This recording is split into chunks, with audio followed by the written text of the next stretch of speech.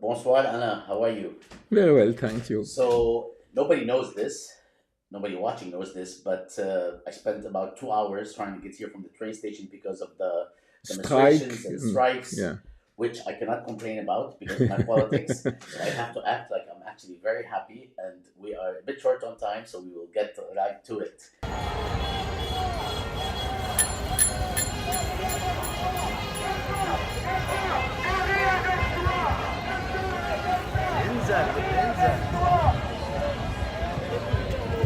Libérez Gaza, libérez la Palestine, libérez Gaza, libérez la Palestine, libérez Gaza, libérez la Palestine, libérez Gaza, libérez la Palestine, libérez Gaza, libérez la Palestine, libérez Gaza, libérez la Palestine, libérez Gaza, libérez la Palestine, libérez. Alain, we are probably going to do a couple of parts. In this first part, we would like to discuss the more immediate question from the French perspective, if you will, or from the perspective of France or the EU, about the question of state recognition, which France was involved in, however superficial that is. I would love for you to give us your take on what it means, this question of recognition in the case of France, and how does it reflect what is going on inside France regarding what's happening in Gaza, given that in the United States and elsewhere we have seen a serious shift in the past few months in terms of public opinion. Look, we have discussed quite a lot about France policy, and we must make it clear France policy has changed since 15 years from a very positive attitude toward Palestine to a more and more negative. And since the 7th of October, France has been supporting Israel in its genocide in Gaza. This is very important. And they have also, it's another aspect, make a repression without precedent against people expressing solidarity with Palestine. Until now, you have trials of people accused of supporting terrorism. After 1 year of genocide and a shift also in the public opinion, because of course there was a shock after the 7th of October, because of what happened on the 7th of October, and also because of many lies about babies killed and other things. The position of France has changed, at least verbally. I mean, saying we must stop the fighting, etc. And the relation with Israel has deteriorated. And France at one moment has, I think, under the pressure of the public opinion, under the pressure also of some Arab country who wanted to get out of this mess, begin to move a little. And after many pressure, getting to this problem of recognition of Palestine. I mean, I think there was a resolution of the French Parliament in 2014 to recognize Palestine. Today, I don't mean it has no meaning. It has a meaning. It's a way to say that Palestine is here, that Palestine is on the ground and you cannot suppress it. But it comes with no pressure, not real pressure on Israel. And this is the most important thing for the European Union position also. And we have a genocide. I mean, recognizing a state where everybody is dead has no meaning.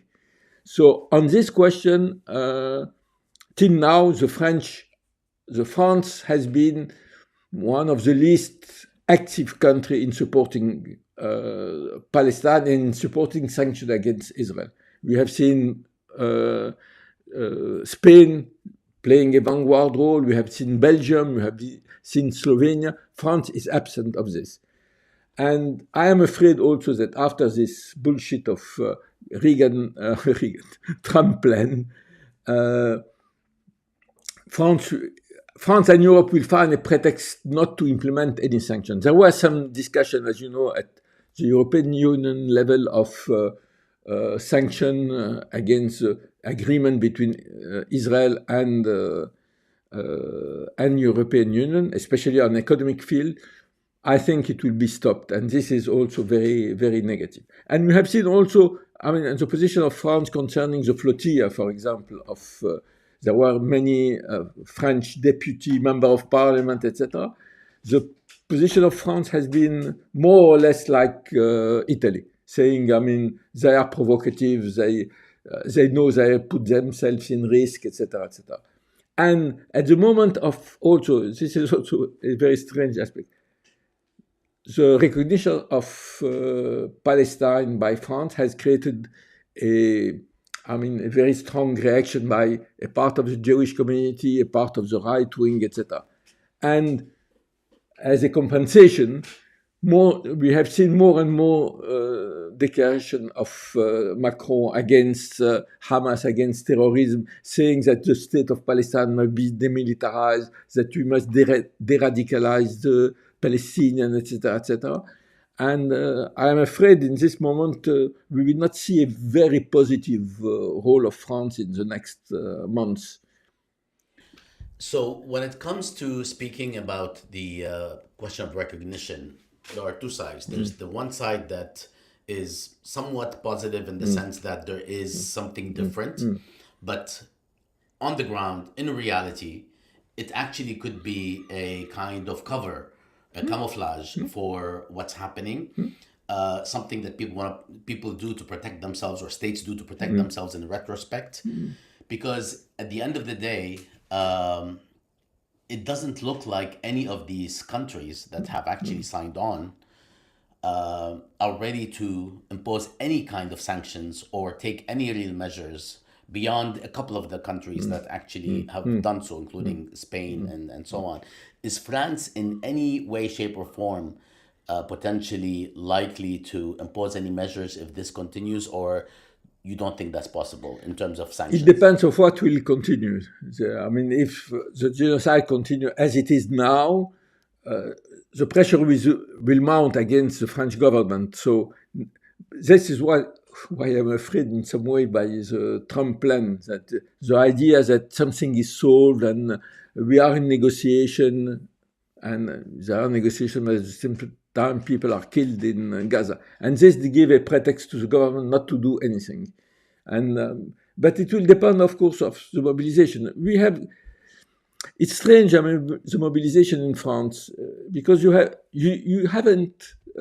didn't have any big demonstration like in London, but at the same time, in each village, in each town, there were demonstrations, there were people, and this is very, very important. Why there was no big demonstration? I think one of the reasons was the repression.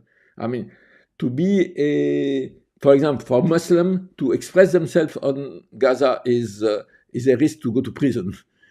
And even for the others, at least in the beginning, it was very difficult to take position. So this is creating a situation where people were afraid to go on the street. And also, we have seen something which has nothing to do with Palestine: the violence of the police repression against the social movement since 5 or 6 years have increased considerably.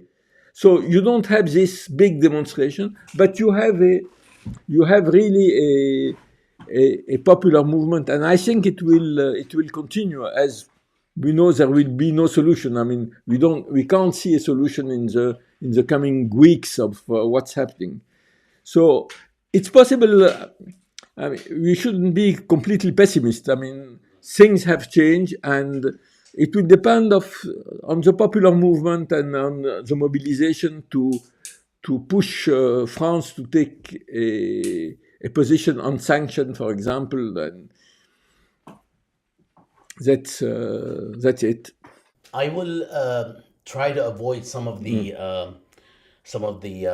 local politics, even though we had shared that there's not much going on right now in France. But how do you see the question in the conceptual sense of public opinion in the West changing considerably? Do you see this as a reflection, even among people who are sort of middle of the way and sometimes support Israel. They actually have changed their mind. Even in the United States, the popularity, if you will, of Israel is at the lowest level. I'm sure this is also happening in France and in Europe. Now, is this an enduring phenomenon, or is it something that just reflects the horror and the atrocities people are witnessing? I have missed something very important concerning France, especially. It's Islamophobia. I mean, you have Islamophobia all over Europe, but for 2 or 3 years, most of the political force, including Macron, has played on Islamophobia with, cynically.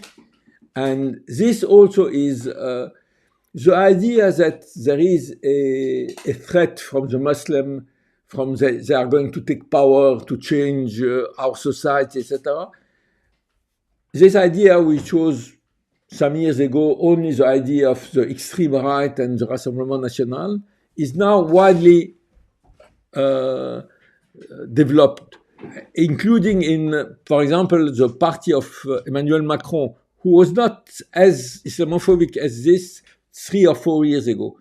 And this is, for me, also one of the main reasons, perhaps, for the difficulty of the solidarity movement here with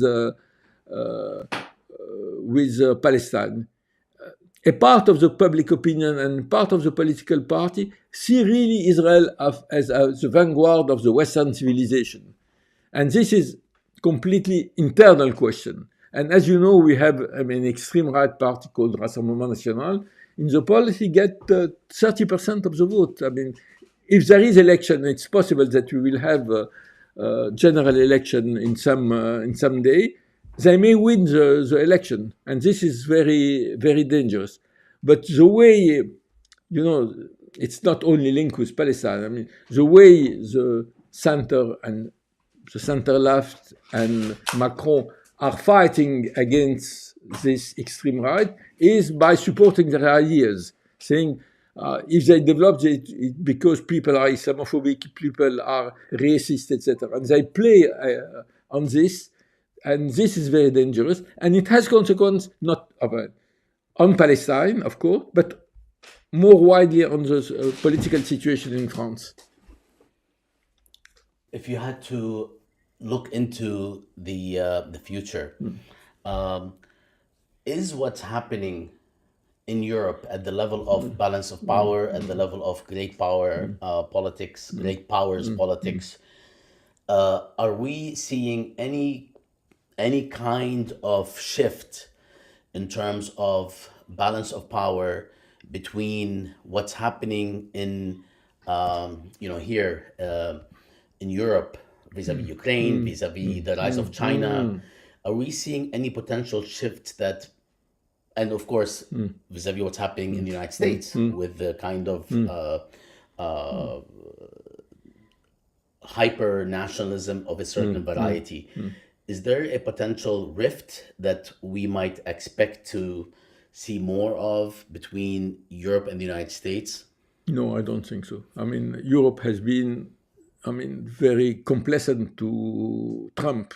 I mean, they have been to see him, they have accepted all his dictate, and we have seen, it's not only Europe, to be very frank. I mean, all the leaders now go to Washington to have the approval, and Europe is not, it's 27 countries. It's impossible to have a common point of view. There is no desire of having an autonomous politic from United States. The problem is that United States don't care about Europe. This facilitated some rift. But there is also, on the international level, we must think what you said about nationalism.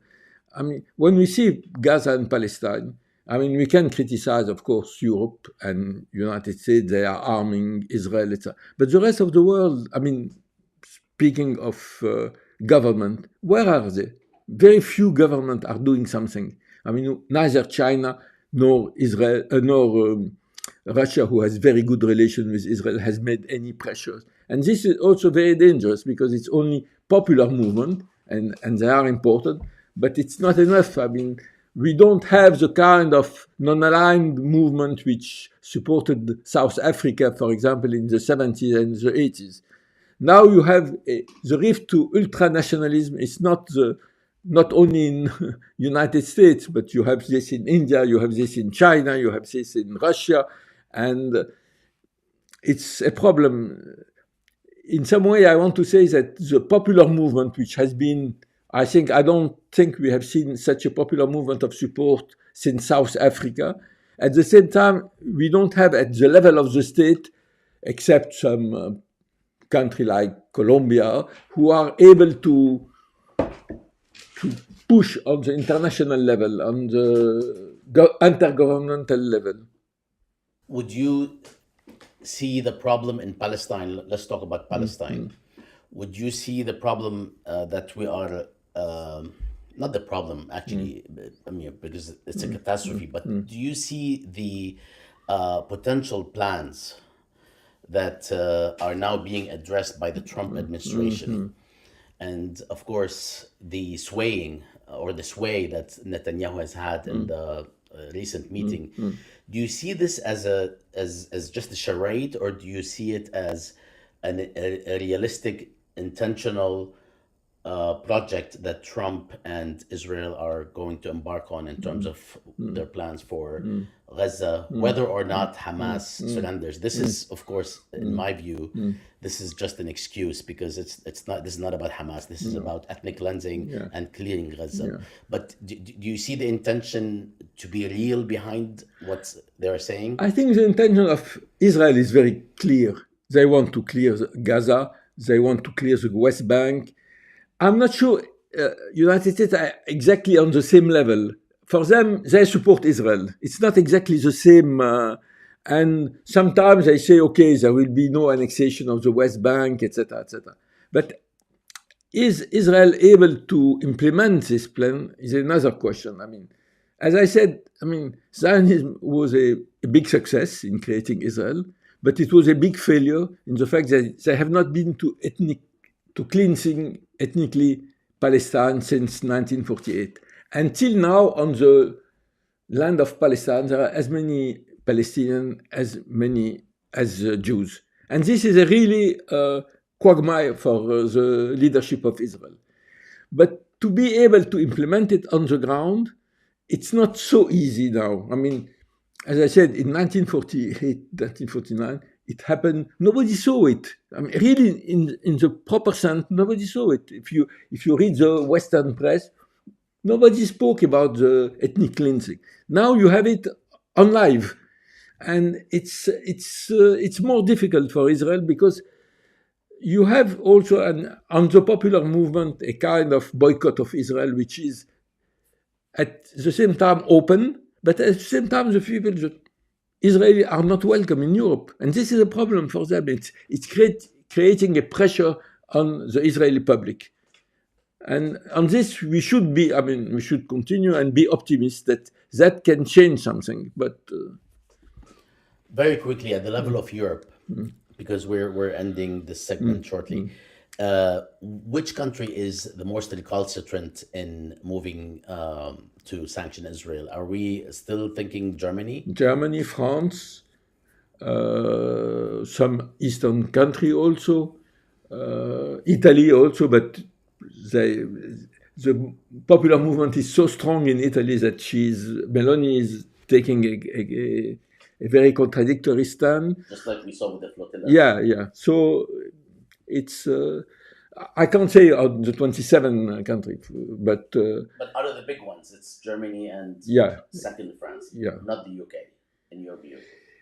No, and the UK government, yes, of course. It's not of European Union. No. But also here you have a very strong movement, including inside the Labour Party. So, but really, it's difficult to also. Never have we lived such we have got many Israel-Arab wars, intifada. Never 2 years of war and in 6-7 countries, and it's very difficult to project yourself and say what's happening in the future.